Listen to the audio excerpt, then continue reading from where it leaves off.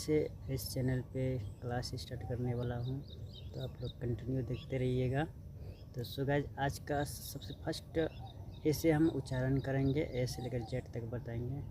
तो क्लास आते रहता है, लेकिन बीच बीच में क्या होता है कि दोस्त हम लोग जो है ना डिहाट से बिलोंग करते हैं, समझ रहते हैं।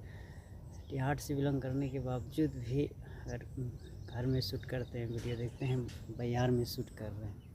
देखो यहाँ पे अगर घर में शूट करते हैं तो अनाप शनाप मतलब कि कुछ से कुछ मतलब अनपढ़ लोग बोलते रहता है, इसीलिए हम यहाँ पे चलो स्टार्ट। आप लोग के लिए क्लास हम बेहतरीन लेकर आने वाले हैं, तो हमारे चैनल पर बने रहिएगा। जो भी है नए व्यूवर्स एंड पुराने व्यूवर्स, मैं इंग्लिश और हिंदी को अच्छे तरह से एक्सप्लेन करूँगा आपके सामने। तो चलो क्लास को स्टार्ट करते हैं। ठीक है भाई, कोई भी शब्द अगर ए से शुरू होता है ना, ए से शुरू होता है, जैसे कि मान लीजिए ए आई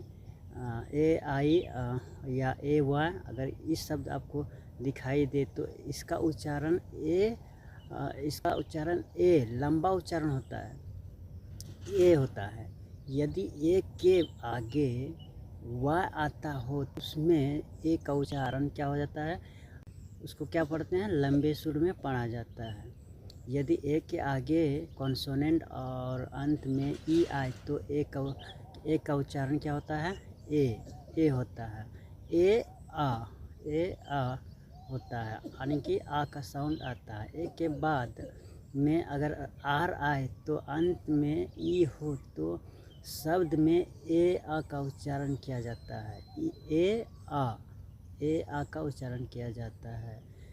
इसी को हम इंग्लिश में अगर बोलते हैं तो ए फर्स्ट नंबर देखिए, A I Y A long pronunciations when A is followed by I और Y, the pronunciation is like A E and each pronunciations with a longer sound। क्या है, longer sound। second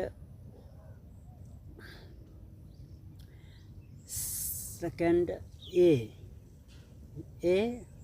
equal to when a is followed by a consonant and end with e the pronunciations of A is used. It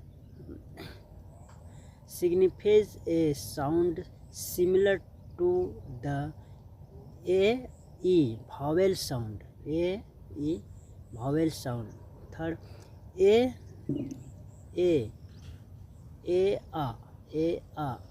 when is a followed by R and end with E, the pronunciations in the word become यानी E-A. This adds on additional sound, making it slightly more extended.